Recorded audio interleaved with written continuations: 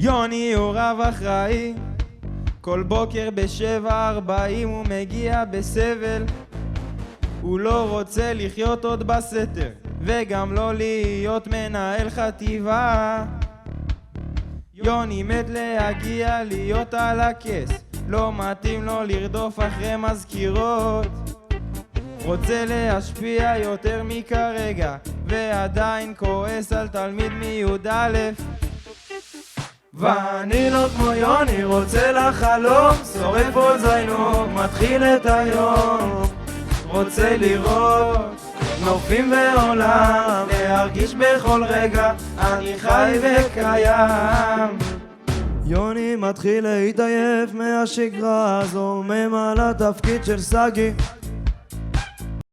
קורצים תפקידים ממקום שופר, החדר לא עושה אותו מאושר. יוני מחליט לקום ולשנות, אף פעם לא מאוחר להיות מנהל. בן 40 חדר, כיפה גדולה עלק, החליט לעשות פה מהפכה.